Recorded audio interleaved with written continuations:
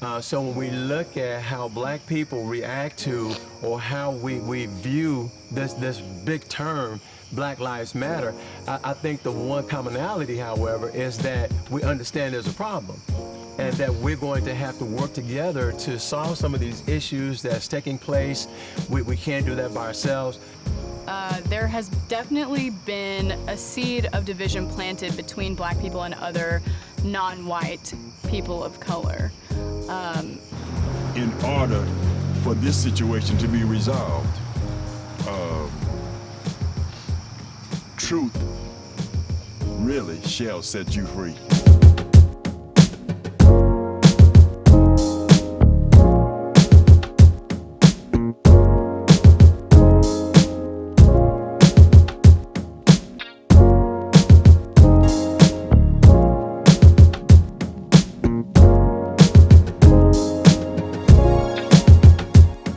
Which was talking about, does the Black Lives Matter movement mean the same thing to all people of color, or does it feel different based on age or your location? So we're in Cairo or Carbondale or different towns.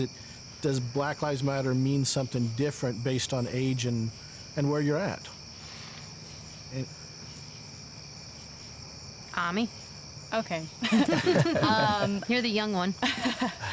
So, first of all, I have a bit of a problem with lumping black people in with people of color. In some situations it is appropriate, and here I know that we're talking about black people, obviously, but I think that sometimes lumping black people in with people of color in general, it can have some repercussions, because if you look at our history, I feel like history is a great resource that we have that is very necessary, and I'm still in the process of educating myself on where we've been so that, I can figure out where we should go or, as a society. But the way that black people got to this continent really is completely different than the way other people got to this continent, and the way other, people of color have gotten to this continent. And also, a lot of times, if you think about your model immigrants, so people of Asian descent were accepted into our country based on whether or not they had a valuable skill to the United States. And I mean, that definitely, I feel, seeded some division between, certain groups versus black people. And, I mentioned earlier that we've always been devalued, but I think that there has definitely been a seed of division planted between black people and other non-white people of color. So I'll get off my soapbox about that. But as far as Black Lives Matter meaning different things to different people, I think it absolutely does change based on who you are, where you live, and who you're surrounded by. We talked about relationships that foster your view of race, and the same goes for black people. Some people are just raised differently. You have different experiences wherever you are and however old you are.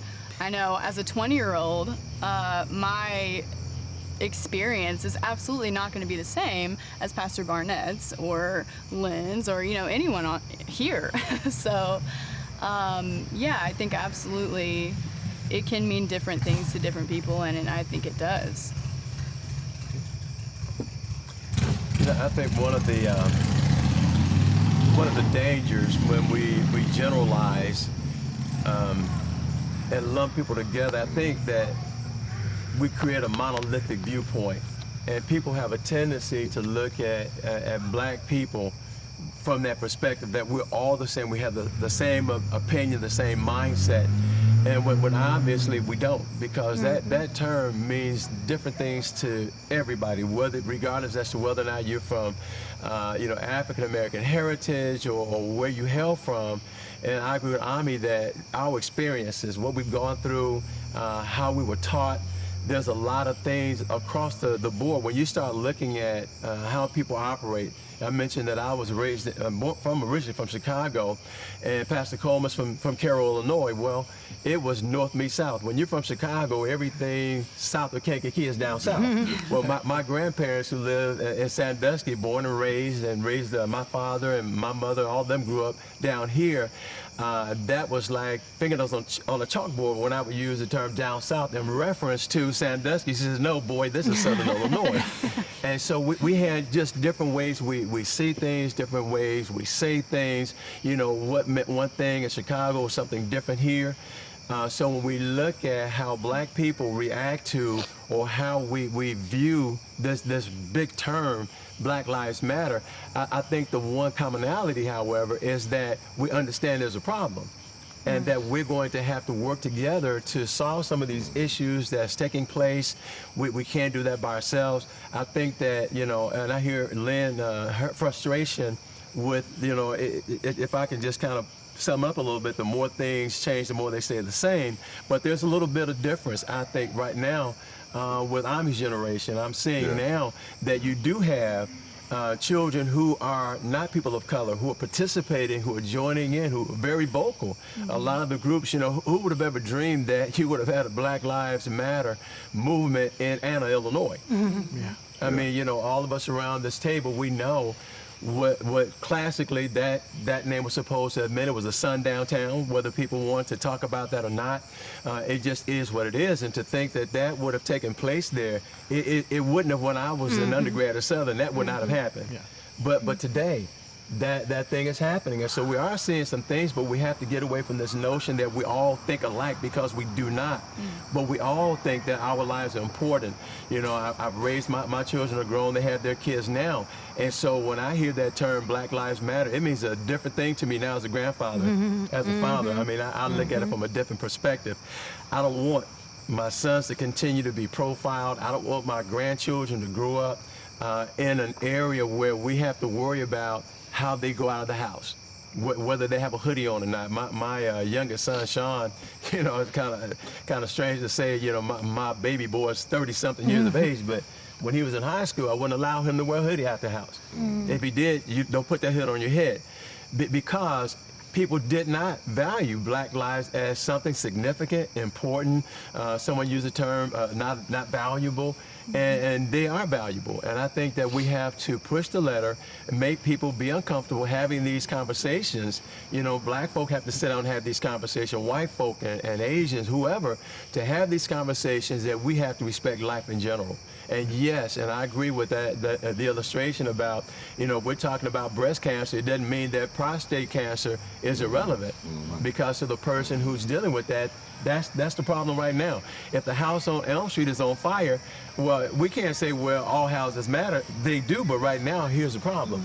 And I think we really have to address what's on the table. I think the apostle said something earlier in that sentence structure you mentioned about truth. Whenever truth comes forward, there's progression. When truth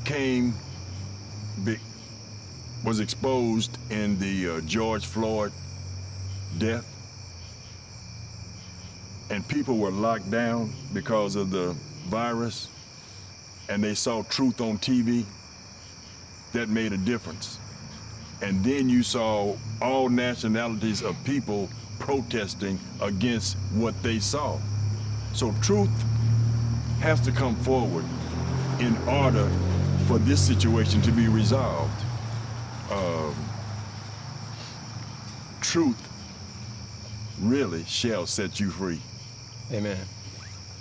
It really will set you free. I was talking about, I grew up here in Cairo. Now I could be just as upset, or whatever word you want to use, in situations simply because of the color of my skin. light-skinned. Okay? So I was a part of that era that was a part of desegregating schools here in the city of Cairo, right? So my color, I had good hair then, curly hair and all that kind of stuff, so, right?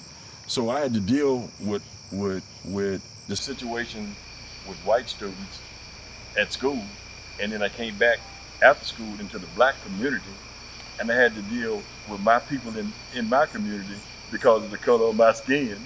So everywhere I went, it was skin. I had to deal with skin problems and all of that, you know? So, and that's what I'm saying, maybe that helped me to think the way I think in terms that I'm aware of what's going on around and about me. And I'm always trying to do something to better the lives of my people. But at the same time, I don't get up thinking all the day. And I'm sure you don't either. But it's just that perspective that's been presented to you as you've grown in life or as you walk through life. If that's the case, I wouldn't have a 42-year-old son that's by a white woman and a black man. I mean, there's a lot of things that, and all, but I don't see, to a certain extent, we've gone through all of this, and I think Cairo is a microcosm of these whole United States of America, because we are just as segregated in this 21st century as we were in the 19th century, really. The only time we really socialize is at work or when there's a social setting that we're asked to come to. But most of our lives are spent among ourselves. And I think a lot of time, because of that, when situations come up and we see the looting and the burning and all of that, it's always in our community. But that's where we're at. You know, for whatever reason, we don't cross that line and go over here and loot and burn. But we burn down the places where we have to shop, where we have to do all of these, you know, life things.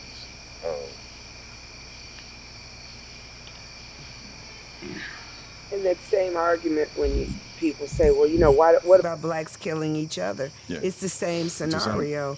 We're all in this neighborhood together. This is our community.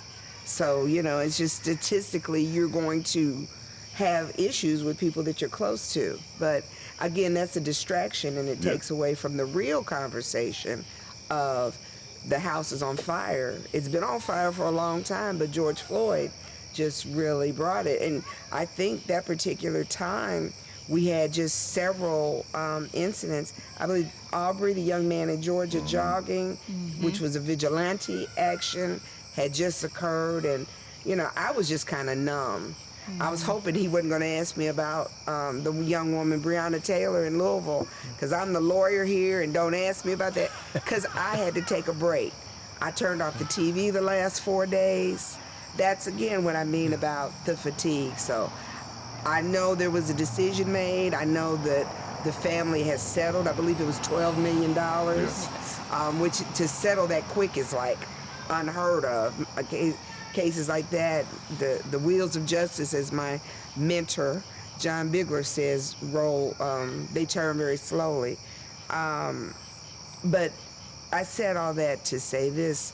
Your point is well taken, Brother Pastor, because we have some things, some family meetings we probably need to be having, and some conversations we need to have, and all that craziness about skin color, and hopefully your generation is past it, and you don't know what paper sack brown means, and all of that craziness. Yeah.